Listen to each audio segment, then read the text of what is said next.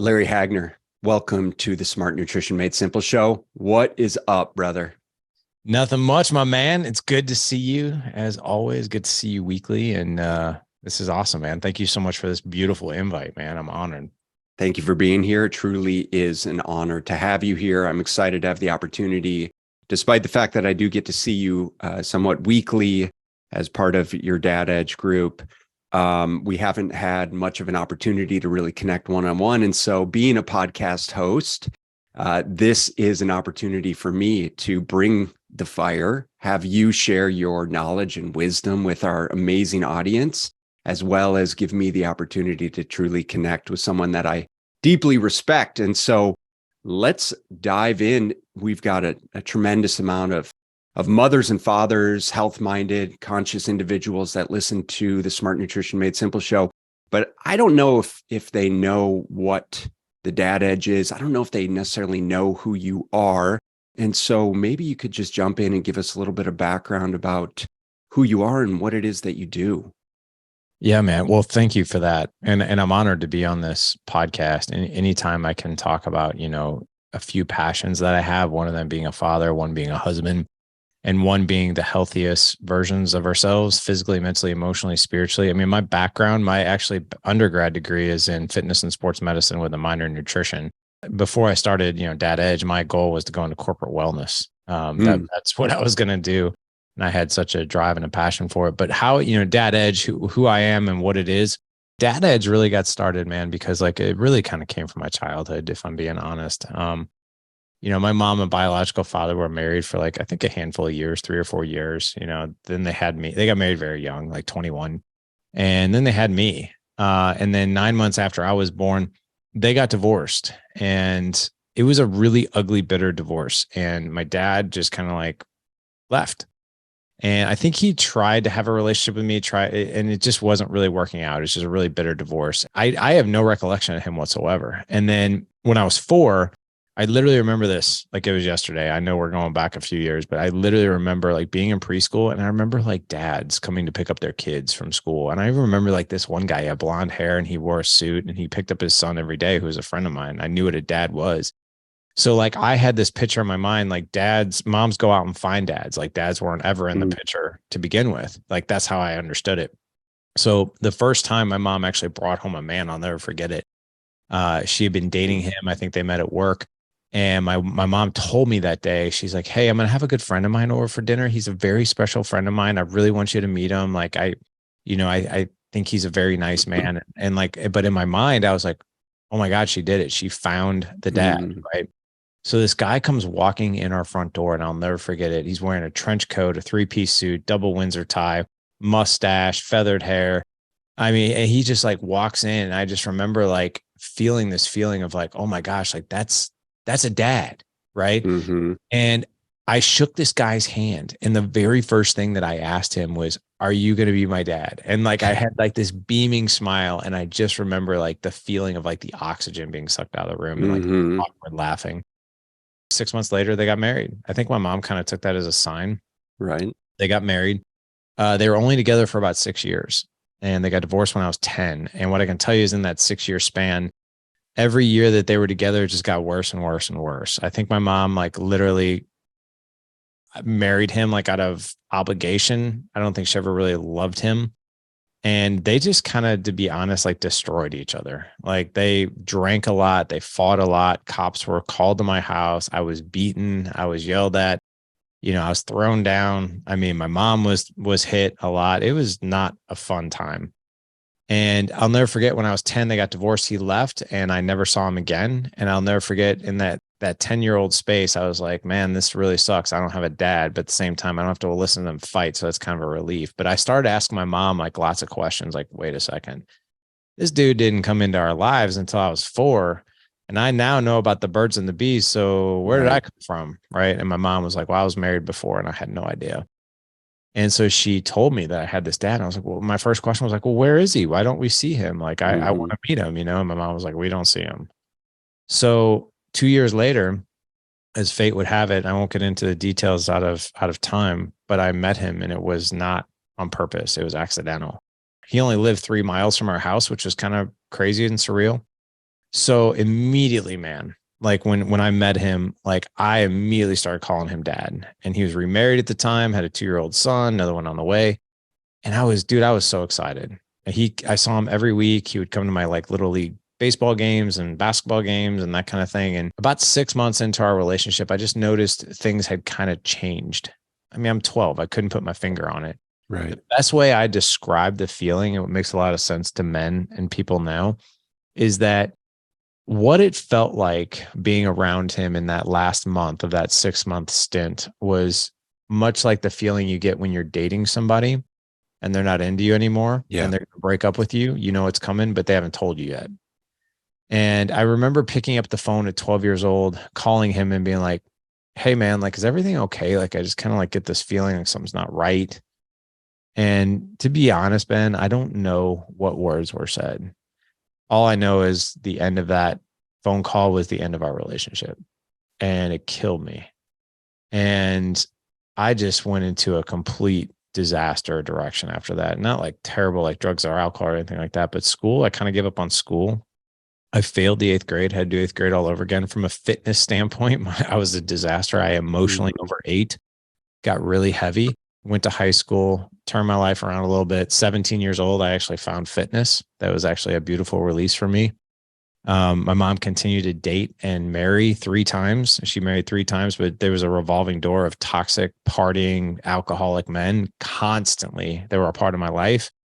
I think by the time I was like 17, 18 years old, I think I was like so freaking done with my mom's dating habits and these choices of men that I'm just like, y'all are disasters. And when it went away to college, haven't moved back home since. Met my wife, who I'm married to now, most amazing individual. We're celebrating 20 years. But here's where, everything sort of pivots, right? So fast forward till I'm 30, I'm selling medical devices, surgical devices, had been in that industry for about 5 years, married to Jessica for 3 years, pregnant with our first son. I'm in a Starbucks for a business meeting with my team. And who comes walking in for his morning coffee? My father, the one I had not seen since I was 12. I knew exactly who he was when he walked in, just a little older, a little rounder. And but this is like what, 18 years later? 18 years, yeah. Man. So I'm sitting there, and one of the women on my team I was actually very good friends with. And so she kind of knew that story. I'm sitting there, and suddenly she kind of looks at me. She's like, hey, hello, are you still here? Like, you look like you're seeing a ghost. I'm like, sorry. I was like, you're not going to believe this. And she's like, what? I was like, my father just walked in here to get his morning coffee, I think. And she's like, I'm sorry, what? And I was like, yeah, my father's in here. She's like the one you haven't seen since you were 12. I'm like, yeah. She's like, where is he? I was like, he's right over there. And she like looked at me like she got all excited. I was not excited. And she's like, oh my God, what are you going to go say to him? I was like, nothing. I'm not going to say anything to him. And she's like, you're going to let your dad walk out of here without saying, you haven't seen him in 18 years. I'm like, yeah, that's the plan. Last time I talked to him, he basically told me like, we're done here. It's like, I have no desire to talk to him. Without another word, man, she just got up and went over to him. And which really freaked me out. I was like, oh my God, what is she doing? What is she saying? What's about to happen? Do I run? Do I go to the bathroom? Like, what's about to happen? Suddenly he gets up, comes over, humbly walks over, extends his hand. And he's like, hey, how are you doing? And I'm like, it's kind of like, look at him. I'm like, fine. How are you? And I wasn't an ass, but I wasn't nice. I was like right in the middle. And one thing led to another. He's like, we should get together sometime. And I'm like, sure. I was like, here's my card. And this is where I kind of was like, I just left it up to him. I was like, here's my card. You want to get in touch with me? This is the way to do it. And I just remember walking out of that Starbucks being like, I'm never going to hear from him. And the next day I got like this freaking long email, man. Like just basically it was a humble email of living with regret and wanted to explore what it would look like for us to have a relationship. So here we are, 17 years later. I have a relationship with my dad, 2 younger half brothers. He's still married to the same woman, has been for the past 40 plus years. But here's where Dad Edge got started. All that experience growing up, all these toxic men, abuse and emotional abuse. And I'm not saying that out of pity, but I had a laundry list of things that I wasn't going to do. I was like, okay, when I get married, it's going to be 1 time. It's not going to be 3 times. I'm going to marry the right woman. When I become a dad, I'm going to be a freaking amazing dad, because I know what it feels like not to have one. And here's what I can tell you, a laundry list of things of what not to do. You know this because you're in our group and you know what the language we use, what we focus on grows. So I was focused on all the things that I'm not going to be. Well, guess what? I was being those things. So I wasn't toxic, abusive, alcoholic, anything like that. But I really wasn't what you would say into fatherhood. Like I was sort of half in, half out. I was physically there, not mentally, emotionally there. My marriage was mediocre. Like we were making it, but it wasn't like what I wanted. Dad Edge got started at probably one of the darkest moments of me as a father. I always told myself I will never hit my children out of anger, ever. Spanking, no. Slapping, no. Nothing. My 4-year-old, who's 15 now, stepped out of line as any 4-year-old would. I had a really bad day that day at work. I lost my number one customer, which was going to impact our income for the next 18 months. I was in a really pissed off, foul mood. And Mason stepped out of line and I reacted and I spanked him. And right when I spanked him, I knew it was the wrong thing to do. And he kind of lost his footing. I didn't hit him that hard, but I hit him enough to where like he lost his footing and he fell. And dude, seeing my 4-year-old fall, yeah, I've told this story a million times, man. I still can't get that look out of my head of what it looked like to see him topple over. And immediately I knew exactly what I had done. And I was like, oh my God. And I went to go pick him up. And dude, he put his hands up like this and like shook his hands. Like he was freaking afraid of me, man. Like I was this monster, which in that moment I was to him. And in that moment, I not only saw my son who was scared of me, but I saw me with all the crazy crap and abuse that I went through. And I was like, what am I doing here? Like, what is going on? This is not the guy I want to be. That was it. That's all it took. And it was that night I started the Good Dad Project, which is now the Dad Edge, which is basically at that moment, I was like, I'm done, man. I'm done trying to wing this. I'm done trying to figure this out. I'm going to learn how to do this. And I'm going to treat it. At the time, I started looking at things like, why am I good at my job at sales? Well, it's because I've taken every freaking course known to man of how to be a better consultant. At the time, I was doing martial arts. I'm like, well, why am I good at martial arts? I have a mentor, I have a community. I'm learning every single week. Why am I decent at fitness? It's because I have a 4-year degree in it. Why do I know what to eat and what not to eat? It's because I have a minor in nutrition. I've been trained. So what have I done with fatherhood? What have I done with marriage? Nothing. I have not learned a thing. I'm literally winging it. So no wonder I don't know what the hell I'm doing. So that was it. Dad Edge has started and always will be a learning platform, a learning community where we never have it all figured out. We are always learning. We are always refining. We are always the student, just trying to be better. But that's how it all started. It definitely didn't come with sunlight hitting my face and some epiphany. I appreciate you sharing that, Larry. That's a powerful story. And, what I think is exemplary about what you've created, and I'm sure you've had so many different permutations of Dad Edge over the years. What year did you guys start? It was 2012. 2012. So now 11 years later, I'm assuming, being a business owner myself, starting something that you have no idea what it's going to look like, what it should like, especially in an industry that is so intangible. Like when we talk about business and you talk about sales, it's easy to have, objective and quantifiable metrics. Same goes for nutrition and fitness to some degree, but to really venture into sort of this unknown territory, especially for men, of trying to create something that's so unquantifiable in nature, so subjective in nature of, I know what I want to create, but I don't know what it looks like. What did that journey look like in those initial years? Yeah, it's kind of funny you asked that. So it started as a Facebook page. Like that's literally like, I remember that night that it happened. I went into my office and I was scrolling through social media as like tears were coming out of my eyes because I just wanted to distract myself from what I did. And I'll never forget seeing that that button in the left-hand corner that said create a page. And I was like, create a page. So I clicked it and it said, what do you want to name your page? And the words, The Good Dad Project. I didn't even think about it. I just put it out there. And that was like this surrender of like, I don't know what I'm doing. I'm going to learn something new every day. I'm going to learn something new every day. And I'm just going to put it here for accountability. I never did it for a following.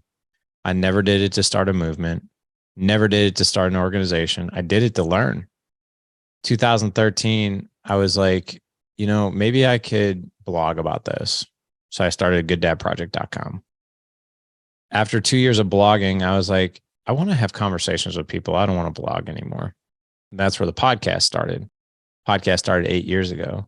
Again, I was just like, it was therapy, right? It was learning. I got to talk to people on the podcast and still do 8 years later that are way smarter than I am when it comes to their craft. So I get to learn, front row seat to an invaluable education as far as I'm concerned. It wasn't until 2015 I joined my first mastermind. And I didn't even know what a mastermind was. And as soon as I started surrounding myself with other like-minded, and it was a business owner mastermind, and it was good Christian men. I didn't know what a mastermind was, but I was like, I'll take a shot on this. And I was floored. My experience with that was so positive, almost to the point where I was like, where has this been all my life? Like, this is unreal. Like, that I can get insight. People can see my blind spots. I can get points in the right direction. I can actually help other people too, because I have strengths too. And then it wasn't until 2016, I was a part of that mastermind. I started thinking to myself, I was like, what if I started something for fathers and husbands, right? Just to help them with marriage and parenting and mindset and patience and all these things that we struggle with. So I did. I'll never forget our first group.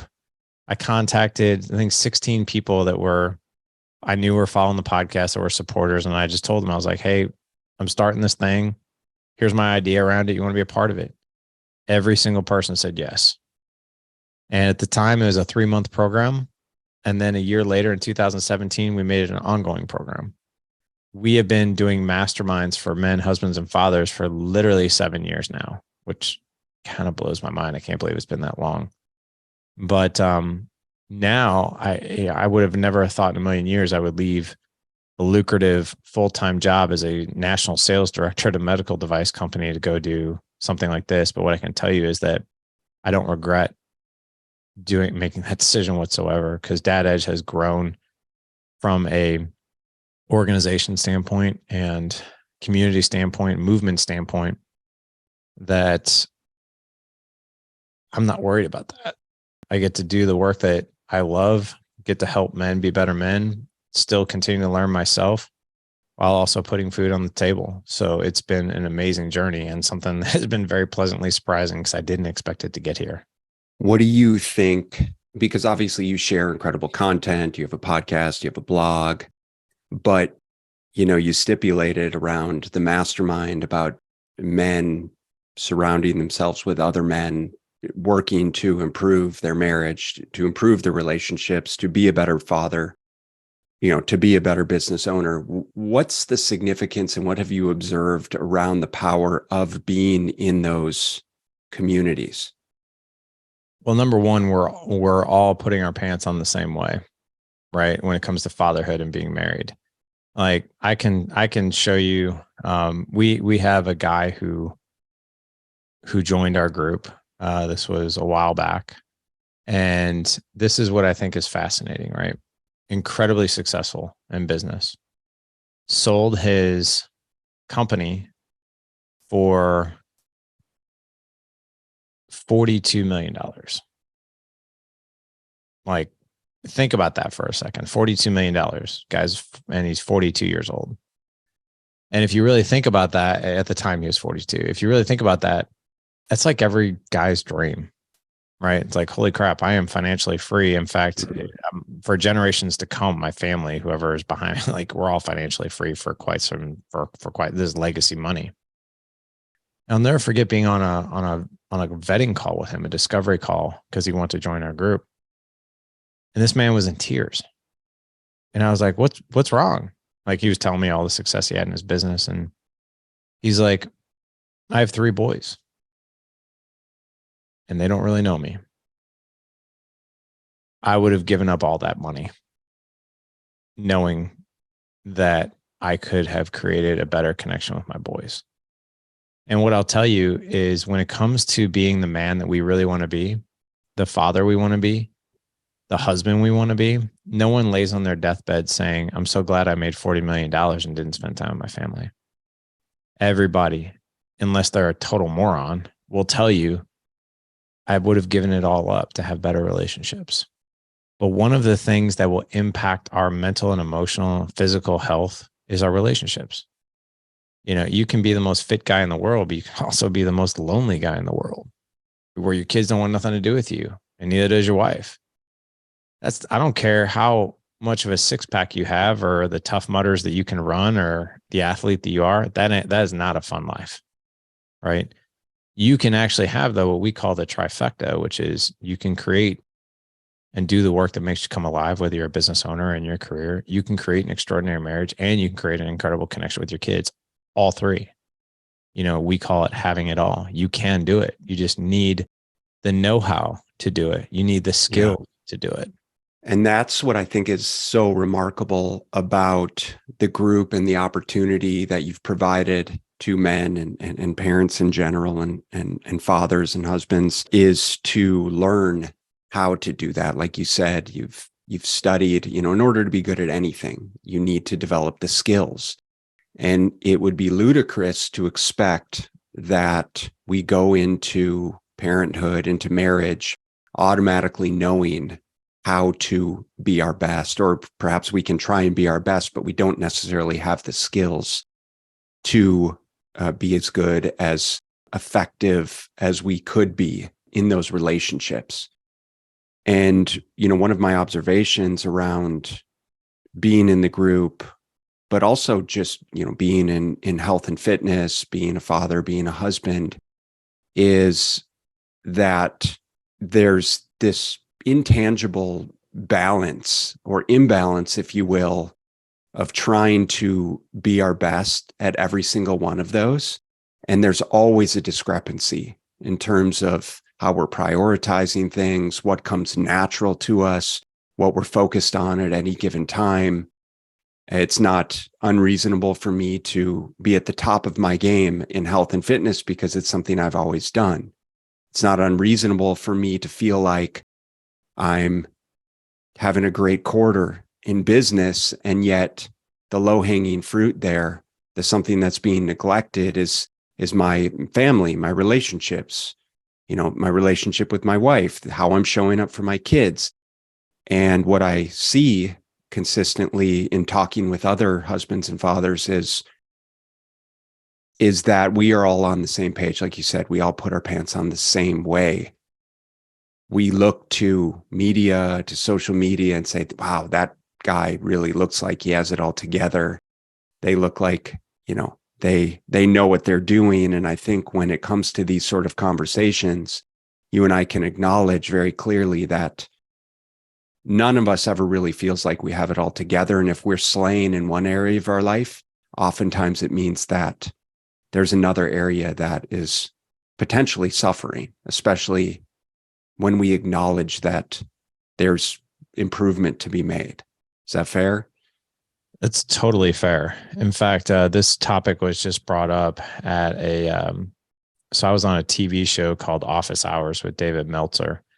And I was interviewed by a panel of 4 highly successful entrepreneurs.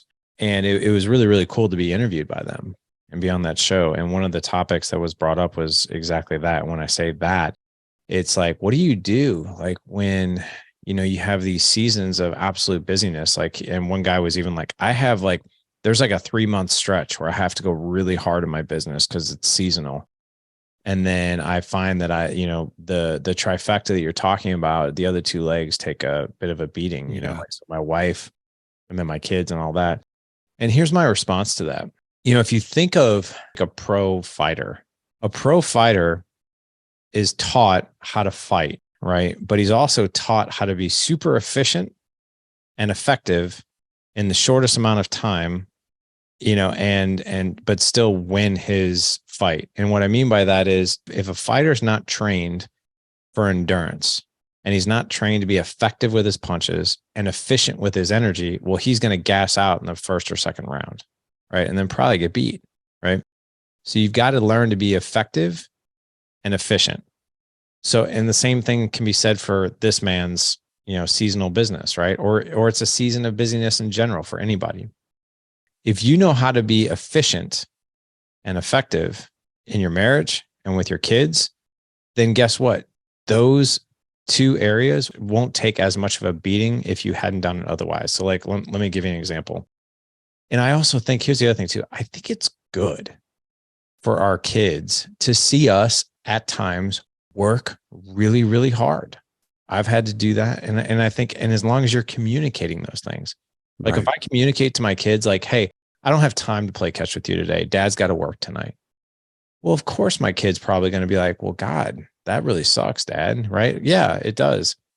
But if you say something along the lines of like, hey, I can't play catch tonight, but around 8 o'clock tonight, I can sit down and we can play a game together, or we can talk about our day. Right. And this is where we train guys to have conversational excellence, right? We teach them a skill called generative questions on how to connect with their kids, right? And how to connect with your wife too. If a man knows how to use listening skills like tactical empathy with emotional labeling, if he knows the right voice tone, if he knows another skill set called generative questions where you have conversational excellence, well, guess what? Then, the amount of time doesn't matter as much because you can be much more effective in a short window of time than a long. Like the world is filled, the houses are filled with men, husbands, and fathers who are there 4, 5, 6 hours every single night. But they might be vegged out on their phones. They might be drinking 6 beers. They might be watching Netflix or football. They're not really engaged in their kids. However, if you can take 20 to 30 minutes and have a deep conversation with your kid, man, that will really move the needle. Really to hit this home, let me share this. I had a podcast guest on years ago named David Wygant. David Wygant was probably, the world's first, I think, longest running dating coach. The movie Hitch with Will Smith was written and based on his life and what he does. And David talked about it when he came on the podcast, talked about his childhood with his dad. And he talked about like his dad would play with him, like play basketball with him every day after school for about 45 minutes, but he would do it in his slippers and robe with a glass of scotch in his hand. And he said he could always tell his dad truly there was a part of him that really didn't want to be there.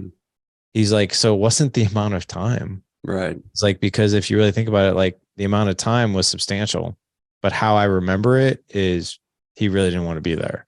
He's like, now if he would have put on his tennis shoes and taken off the robe and put on a pair of shorts and a t-shirt and put down the scotch and actually played with me for like 20 minutes, that would have been more effective than the 45 minutes of basically the message was he really doesn't want to be here.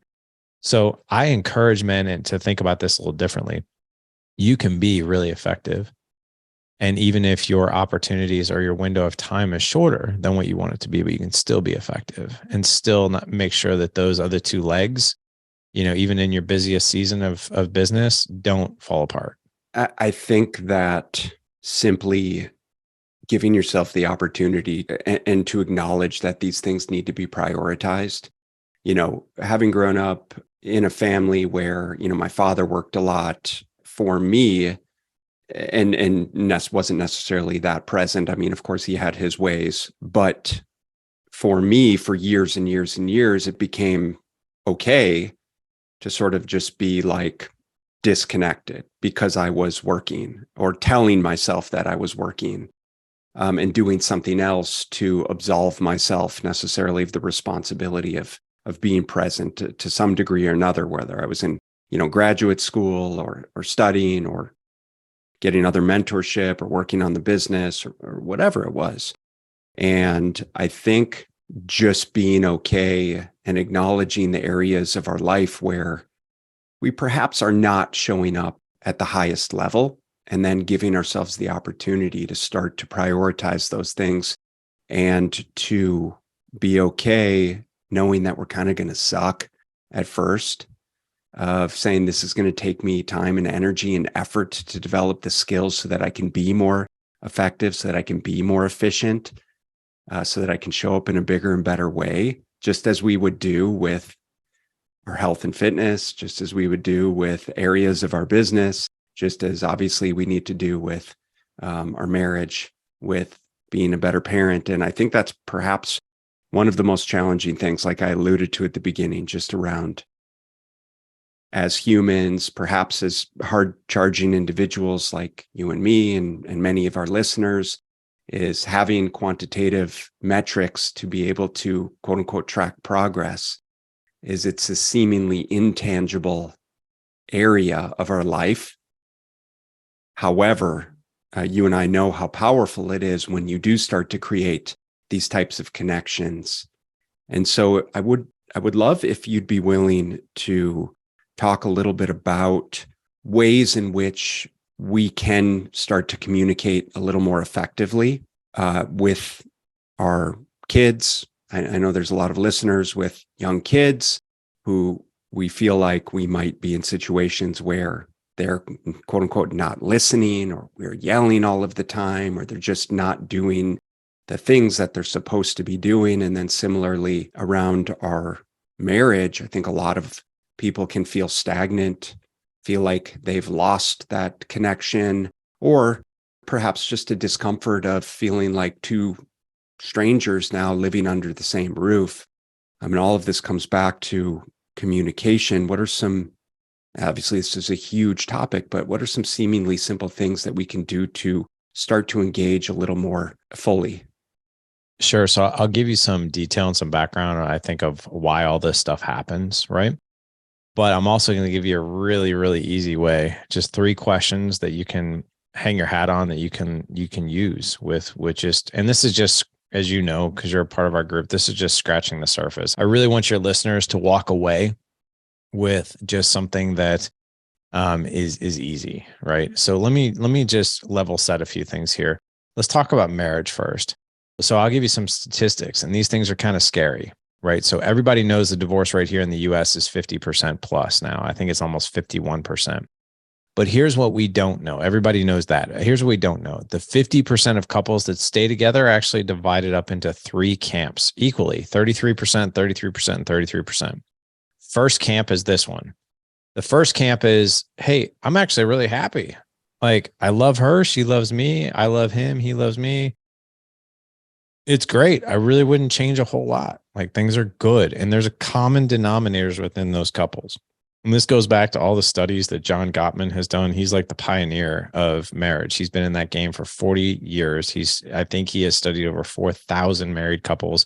He's got diehard data of what works for people and what doesn't, like what good couples do and what bad couples do. So that's the first camp. Second camp is, it's okay. They're basically settling, right? Intimacy is not all that great. Communication is not all that great. We're just we're kind of existing. We like each other, love each other, but it's not like we have fire and passion really anymore, right? We're just sort of existing. Mm. That's camp number 2. Camp number 3 is the scariest place to be. I almost think it's almost scarier than divorce. And that is zero connection. They are living individual lives. They're roommates. They don't talk. They basically pass like ships in the night. No sex, no intimacy whatsoever. Basically co-parenting. And 2 reasons they don't get divorced is it's too financially devastating, or their perception is we got to stay together for the kids until they move out. And then once they move out, we're out of here. So here's the common denominator with camp number 1. Camp number one, it's not because these people fell in love like the Ryan Gosling and Rachel McAdams in The Notebook, right?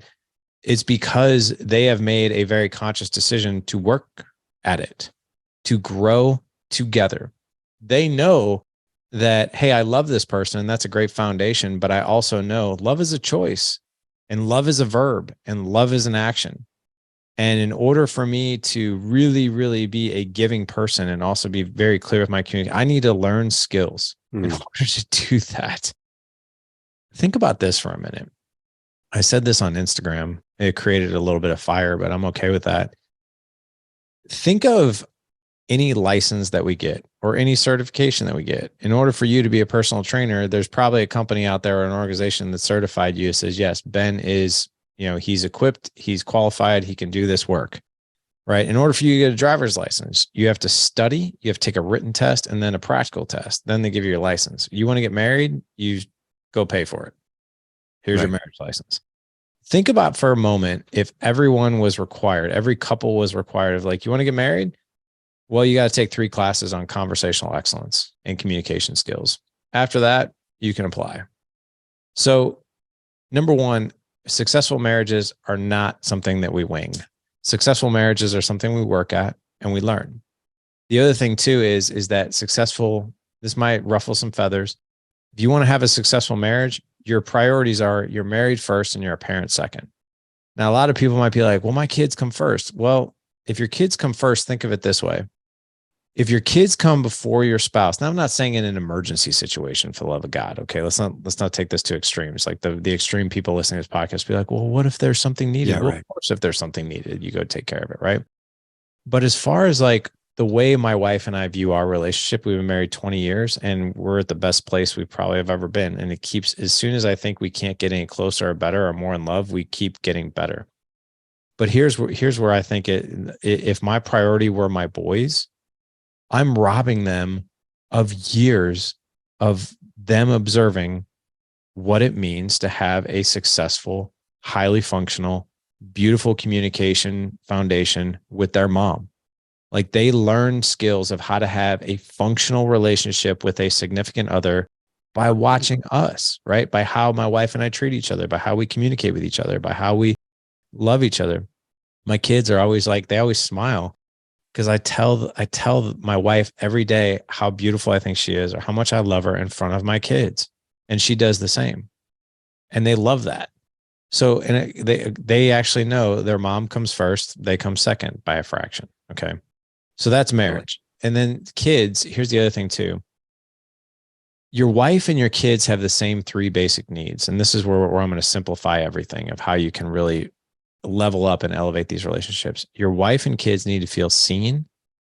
They need to feel heard and they need to feel safe. So like seen, right? I always like to, if I see my kids do something great, which I try to point out something to them every single day, I praise them for a job well done, or I praise them for something, right? So I see them. I also course correct too. Like I'm not blind. Like if they're doing something wrong, we get in front of that too. But, to make them feel seen, like I was working out with Mason the other night and I didn't know what he was doing. He was behind me and I got up off the machine. He was helping an older woman figure out a machine. On the way home, I was like, hey man, I don't want to tell you this just in passing. That was amazing. That showed true kindness, true generosity. You stopped what you were doing. You helped somebody who needed help. Good for you, man. That's amazing, right? But that makes them feel seen. It makes them feel loved, heard, right? What I want to tell men in your audience and everybody who listens to this podcast, you don't have to solve every problem of your kids. You don't have to solve every problem of your wife. In the accelerators, we have a training called Validate Like a Boss. And what that means is just simply be able to state what it is that they're probably feeling, validate where they're at. And that sounds overwhelming. Who wouldn't be overwhelmed? Tell me more about what's going on versus like rushing in and trying to solve everybody's problems. So being heard, right, is labeling somebody's feeling, whether it's a good feeling or a bad feeling. And I use those terms very loosely because emotions are neither good nor bad. They just are, but people associate negative feelings with negative feelings and positive ones with positive ones. When you make your wife and kids feel seen and heard, well, guess what? Those are 2 dominoes. They usually feel pretty safe because if they know that they're seen and heard by you, they feel pretty safe. So here's what conversational excellence probably looks like. And there's a psychological reason behind every one of these questions. From here on out, if you're listening to this podcast, what I encourage you to do is never ask anybody in your family or anyone in general, how was your day? It is one of the shittiest questions on the planet because it's going to, and not because you're a shitty person, not because you're a shitty husband, or not because you're a shitty parent. It's just a shitty question. That's all it really is. There are better questions out there. So here's what I ask my kids. What was the best part of your day? I'll reword that question 20 different ways. What was a high point moment for you today? What's something you're proud of today? What's something that made you laugh today? Just bringing them to a point in their day where they have gratitude. Mhm. Here's what's beautiful about that moment. Everyone is usually defaulted to tell you what their problems were that day. But if you can help bring someone to a high point moment every single day, even if it's minor, like even if my kids tell me recess, okay, great. What was it about recess? I got to get outside. It was sunny today. Yeah, I bet that felt really good. Okay, even if it's something simple like that. But it's all about matching their energy, right? And matching that, like, dude, that's amazing. You must feel amazing, right? And sometimes the story, like my 17-year-old came home yesterday, he got 100 on his biology test. He was like beside himself with pride and how proud he was of himself. And of course, we were like, holy crap, dude, high five. That was amazing. You studied so hard for it. When you can share, when you can bring somebody that you love to a high point moment that they're proud of, think about that from a human psychology standpoint. Me and you, when we tell somebody, oh my God, you'll never guess what happened today. Check this out. You're so excited to tell that other person, and how that other person receives it is based on our connection. So if we're like, yeah, cool. Next question. Right. Don't do that. Match their energy and connect with them in that way. Second question is this. This is where we get to a skill set that we teach called psychological safety. What'd you fail at today? Now I'll reword that question several different ways. Like, what challenged you today? What was something that was hard for you today? What was something that you had to grit your teeth and somehow, some way you got through it, right? I'll ask that question several different ways. But what I'm trying to get to is, what was something they had to work their ass off for today? Maybe they fell on their face. Maybe they failed at. Now, here's where you can get beautiful reps in where with your kids, where they get really comfortable telling you the uncomfortable stuff. Every single parent listening to this podcast and mine, I think it's safe to say, we don't want to raise kids that are going to drink underage. But the stats are out there that most people, most adults have drank underage. So I'm not saying you're a bad parent if your kid decides to do that, but here's the rub. Your kid at some point is going to have a choice to make if they're at a party drinking underage. Do I call my dad? Do I call my mom? Or do I roll the dice and wing it and drive home and hopefully they never find out? Well, guess what? I don't want my kid to do that. Right. I want my kid to feel safe with that he can call me and dad's going to come pick him up, right? We'll have a discussion about it, but I'm going to come pick him up. When you ask that second question and you provide an environment of psychological safety where challenges and failures and discussions are welcomed and not shamed, not blamed, not guilted, that's where a beautiful connection happens. I'll give you a quick example. My 17-year-old, I asked him a question not too long ago. We had a one-on-one date. I said, hey, and you know this question because you've been trained in it. Hey, I don't have any agenda for asking you this question. And I don't even know what you're going to tell me. And this was all true. I had no clue what my 17-year-old was going to tell me. I was like, but is there anything you want to share with me that might be hard for you to share, that you might be holding back, that you think I might not understand? Now, what I basically did was I'm about ready to manufacture psychological safety and a connection with my kid to tell me something really freaking hard. And I saw the look on his face. He was just like, I do have something to tell you. I'm like, okay, what is it? Again, voice tone. What is it? Versus like, what? What are you going to tell me? Like that, I might as well just shut the front door in his face. Be like, okay, cool. What do you got? Dad, I don't know how to tell you this. Do you remember when I was sick 2 weeks ago and I had COVID and I was out of school for 4 days? I was like, yeah, of course. You're really sick. Well, I don't know how to tell you this, but I felt really behind in school. I've got 7 missing assignments and I have 2 Fs in classes right now. And my son doesn't get those kind of grades. And I'm like, now part of me is like, okay, I've seen you on your phone and I know you're kind of screwing around. I know you're not working really hard. So there's that part of me. It's like, what do you mean? Like you have 2 Fs? Right. We don't get Fs. Like what, just boom, boom. Right. So, but instead I was like, I bet that took a little courage to tell me, huh? Tell me more about that. What's going on? So when I praise him for the courage, right, that connects us.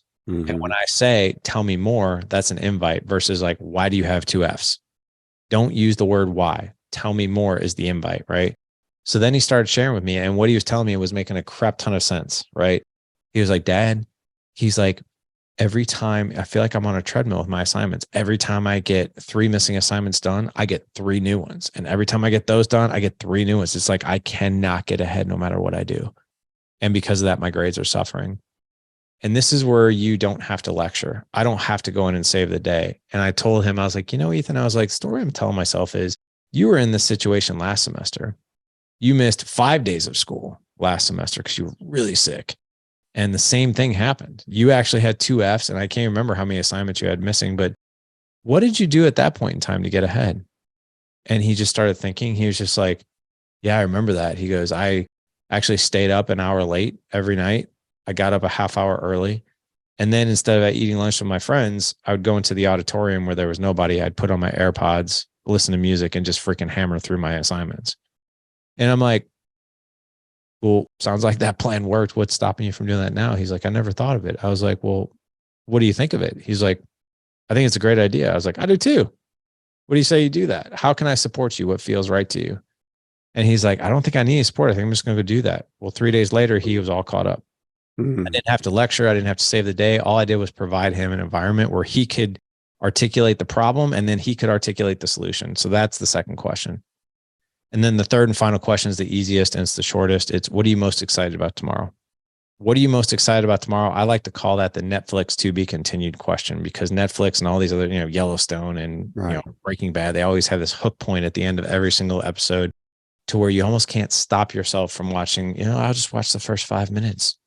And then 8 hours later, you're binge watching, right? Well, that question is your next conversation. So if my son tells me, hey, Dad, man, I got the fitness test tomorrow in gym, and I really want to break the record in the push-up contest. I'm like, great, man, that's awesome. So what do you think I'm going to ask him the first thing? First, when he walks in the door, I'll be like, dude, how'd the fitness test go? Interested husbands and fathers are interesting. You show interest versus like, what was the best part of your day? If I know that hook point, if I know what he's looking most forward to, I'm going to ask him about that, because that shows like, man, I'm in your life, dude. I am all in. I'm here. And this is a connected relationship that's important to me. Those 3 questions: best part of your day, most challenging, or what'd you fail at? What are you excited about tomorrow? Those 3 questions alone, with all the psychology that it gave you, that is definitely a launching pad for your listeners. When we approach this topic that probably is terribly uncomfortable for a lot of people, think about kind of setting the stage for success. And when are we going to have these conversations? We're going to sit down and I'm going to have a sort of this agenda of how we're going to talk through things. And then you and I both know that with kids, it's never going to happen that way. And so what I've found the most power in is all of these little moments throughout the day, driving them to school, driving my son to jujitsu, having the conversation in the car after jujitsu, taking the girls to their volleyball game, or picking up my daughter from her music lesson. It's just these little 5 to 10 minute bouts of being able to infuse these sort of probing questions that gives them the opportunity to share on a much deeper level than, how was your day? It was good. How was school? It was good. Right. Yeah. And so I love that you shared those with us. And the more times I hear you talk about those, the more excited I get to continue to infuse these into my day-to-day rituals with my family. I'd be remiss if I didn't spend just a minute hearing from you, and I want to respect your time, of course, but hearing how you've leveraged health and fitness for yourself over the years, as well as the example that you've set for your kids, because obviously you guys are physically fit, and fitness is a priority and nutrition is a priority for you guys. How have you made that a priority over the years? Number one, I know what it feels like to be overweight. I struggled with my weight all through my childhood until I was about 17. 17, I found fitness, and I've been at it for 30 years now. Fitness for me is therapy. Fitness for me is mental and emotional clarity, and it's a stress relief. Like I would not be where I'm at without my foundation of fitness. I think fitness is an incredible way and a healthy way to manage through things, right? And to do hard things and to lift heavy things. And it's incredibly therapeutic on so many levels. And what I'll tell you from a family perspective, like, here's what I'll tell you. I have a 15-year-old and a 17-year-old. My 17-year-old just got his license not too long ago, so he's able to drive places. My 2 older boys, this has literally just happened this past weekend.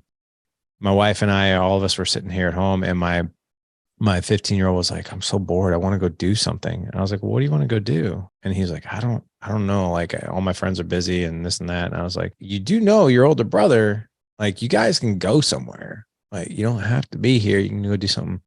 These boys at 8 p.m. on a Saturday night drove to the gym and worked out together.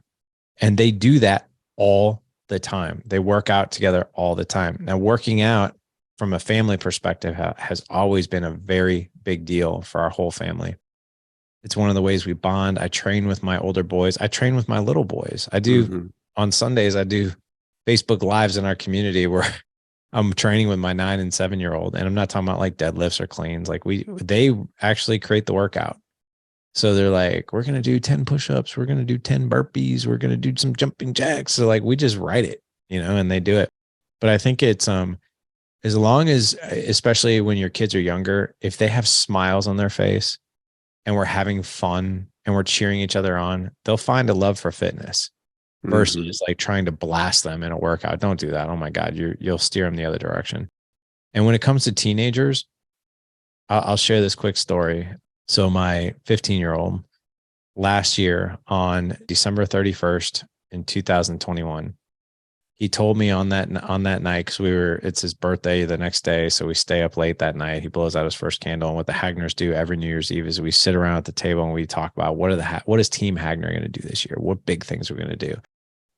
And my 15-year-old, who was 14 at the time, looked at me. He goes, I want to do a bodybuilding show with you. And I'm like, dude, you're 14. Like, they don't have bodybuilding shows for 14-year-olds. He's like, yeah, they do. I looked it up. They actually have a bracket 13 to 19. And I'm like, really? He's like, yeah. And he goes, and there's a show on April 29th. It's only 3 hours from here. He's like, I want to do that. I want to do it with you. And I'm like, I looked at the calendar. I was like, Mason, that's 16 weeks away. And I was like 195 pounds at the time, probably 20% body fat. I wasn't fat, but I wasn't show ready. And he was just like, I want to do that. And I'm like, dude, I was like, I don't know if I can be ready for that. He's like, we get to train every day together. I was like, I'm in. That's all I needed to hear. And here's what I'll tell you. We went on that journey together at 16-week prep for that show. My son got second in both of his categories. He won the best poser of the whole show. He won the best presentation, which blew my freaking mind. That's awesome. I did pretty well. I got second in 2 of my categories and fourth in another. I could have given 2 shits what I got. After we did that, there was such a sense of accomplishment.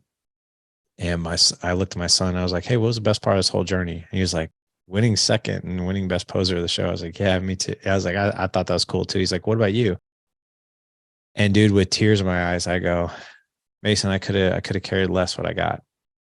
I was like, it was the 150, 160 hours that I got to spend with you. And the conversations that we had in that gym, driving to the gym, coming home from the gym, lifting heavy stuff, working together, training together, going on this journey together. Something I'll never forget. So fitness for that point for us was this beautiful journey. Not that you have to do a bodybuilding show with your kids or anything like that. But if you can train with your kids in some way, shape, or form, oh my God. It's not necessarily about the weights that you're doing. No. It's the connection, the conversations you have between the sets, man. Yeah, no, it's funny you brought that up. And we were at the gym. We took the whole family to the gym on Sunday. And so my kids, the girls are 13 and 11. My son's 7. We have a home gym. So I'm, obviously training all the time and they're always witnessing it and coming in, and they'll mess around or do pull-ups or push-ups, or we'll do, family workouts here and there, but it's just sort of been present and I've never forced it over the years. I always ask, you want to come in, work out with dad? Come in, we'll write a workout. Occasionally they will. More often than not, they won't. On Sunday, we found ourselves all at the gym together. I had a leg workout, so I needed to use some of the equipment. But what was so cool, Larry, about the experience was the autonomy that they had in the gym. Totally. To the degree that, like it started out, I was doing my workout, my wife was doing hers. Kids were down playing basketball at first, and they came upstairs to the weight room. And then before you know it, my 13-year-old daughter's on the leg press. My 11-year-old, she's doing the assisted pull-ups. My son's out on the patio doing the punching bag. And then they're pushing each other in the sled. And it was like just watching them do their thing, not complain about being bored, but just really embrace the situation, find the exercise, bouncing the ball against the rebounder, pushing each other, doing more weight. It really was so cool to kind of step back and be like, they are learning, they are seeing, right? All of the things that we do, they're reflecting those behaviors, whether we like it or not. And so having the opportunity for those of you that are listening, of giving yourselves the opportunity to just prioritize yourself and know that by virtue of doing that, you are impacting everyone around you. You are making an impact on your children's behavior, which I would say is perhaps one of the most profound things that we can do to teach them how to live a life of health and fitness. And then similarly is you have, just based on this conversation, there's so much power in our ability to, one, just listen, right? Just listen intently and be intent in our presence with our family members, in our marriage, with our kids, sure, right? As well as being open to communicating, even in those little moments of having the power of the ability to communicate, and then just being okay, knowing that you're not going to be awesome at it if you've never worked at it. It's this ongoing process, just like business, just like fitness, right? But with everything that you're sharing, it's obviously very, very doable. And so with that, I want to have you share where people can find more about you and Dad Edge and go from there. For sure, man. So you can find everything that we're doing at thedadedge.com. And then all of our social is the Dad Edge. So IG, I'm not hard to find, the Dad Edge. Facebook, the Dad Edge. Luckily, I don't have a very common name, Larry Hagner, Hagner. We have a lot of different free resources. If you want to know more about the skill that I talked about today, which is just 3 questions, right? But there's a lot more to that. I have a free video training on why generative questions connect us, why generative questions will actually elevate your marriage. It's like fitness. It's like the lowest hanging fruit you can possibly do in any relationship. But you can find that free resource at thedadedge.com/25 questions, because I'll give you the psychology behind it, and also 25 questions, like literally you can just go use over dinner with your family, right? Or with your wife. But lots of free resources. We've got some online courses as well. One on elevating patience, also creating extraordinary marriage. That's an online course we have. And then of course our mastermind. If you're a business owner, or if you're a 9-to-5er, you can go to thedadedge.com/alliance. When you fill out the application, the application will actually do the work for you. So when you identify as a business owner, it will go to that program, the accelerator, which you're a part of.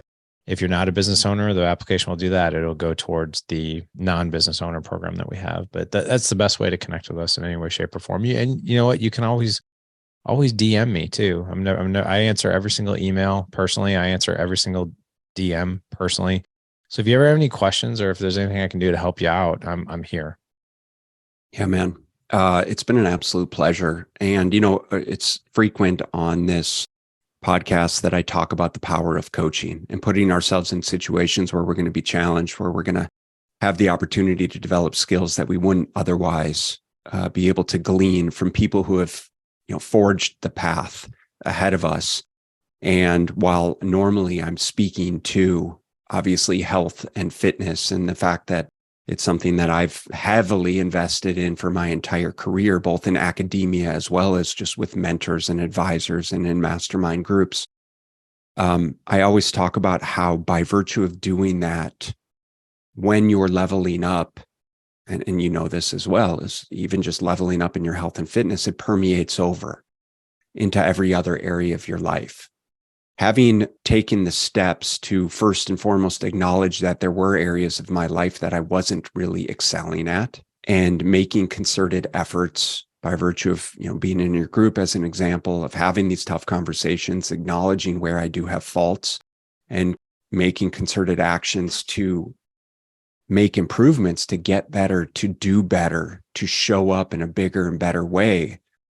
Well, equally, it's permeating over obviously not just in terms of my marriage and my relationship with my kids, but into business, into life as well. And so I want to thank you for that, for the opportunity, and share with our listeners that regardless of what it is that you are trying to get better at, you need to invest in your success. You need to force yourself to show up.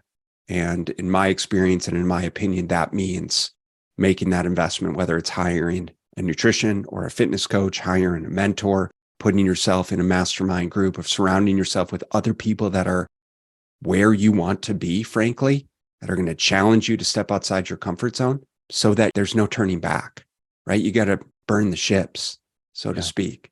You do. I totally agree with that. And I love you being a part of the group. You've added so much value to our men, and just you showing up, being there, being engaged, sharing your wins, sharing where you're struggling, that helps us all. So thank you for all you're doing and the audience that you serve. And what I can tell you for those of you guys who listen to Ben's podcast is that this man truly does this from his heart. Without a doubt, I've gotten to know him on just a very deep level. He does this out of just the gold that's in this man's heart. He wants nothing but the best for his clients, for his listeners, because I know how much joy and satisfaction and fulfillment it brings him when his people and his clients are winning. So if you're listening to this podcast, you are absolutely in the right place. Love it, brother. Thank you so much for your time. I appreciate you, and we will talk soon. You bet, brother.